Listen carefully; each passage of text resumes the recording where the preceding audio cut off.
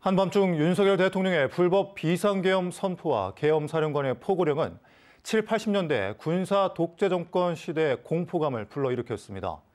시민들은 스스로 국회를 지키기 위해 뛰쳐나왔고 지역 주민들은 이 상황을 TV와 SNS 등을 통해 지켜보며 가슴을 쓸어내려야 했습니다. 김윤 기자입니다. 밤 10시 29분 윤석열 대통령의 심야 기습 불법 비상계엄 선포. 파렴치한 종북 반국가 세력들을 일거에 척결하고 자유헌정 질서를 지키기 위해 비상계엄을 선포합니다. 느닷없는 비상계엄 선포 30분 뒤인 밤 11시 계엄 사령부는 6개항에 걸친 계엄 포고령을 발표합니다. 포고령은 7, 80년대 군사 독재 정권 시절이나 벌법한 조항으로 가득 차 있었습니다.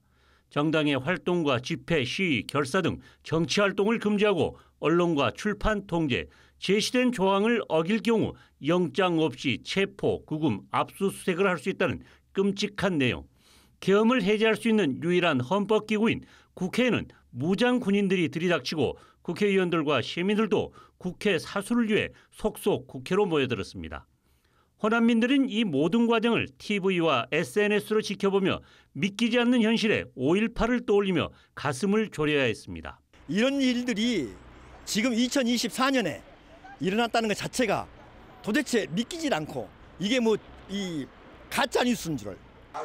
국회에서 계엄 해제 요구안이 결의되고 긴박했던 새벽의 어둠이 걷히면서 지역에서도 윤석열 대통령 하야와 탄핵, 내란 수괴 혐의 수사를 요구하는 목소리가 본물처럼 터졌습니다. 김영록 전남지사는 페이스북에 군사정권 시절로 후퇴했다며 비상계엄 즉시 철회를 촉구하고 나섰습니다. 도교육청도 오늘 오전 긴급회의를 갖고 학교 정상 등교와 흔들림 없는 학사 운영 방침을 확인했습니다.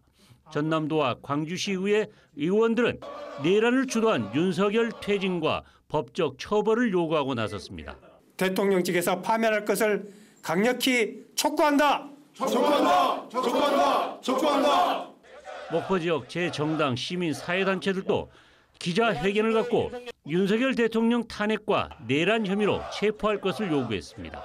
정말 무서운 생각이 들었습니다. 우리 대한민국에 이런 일이 45년 만에 이런 일이 있다는 것을 알고 정말 경악을 금치 못하게 되었습니다. 국회를 무력으로 진압하려 했다는 점에서 정말 대한민국의 민주주의에 대한 심대한 도전이라고 저는 생각하고 있고, 목포와 장흥, 해남군 등 기초의회에서도 불법적인 비상계엄 선포를 비판하며 하야와 수사를 촉구하는 성명서가 하루 종일 이어졌습니다. MBC 뉴스 김윤희입니다.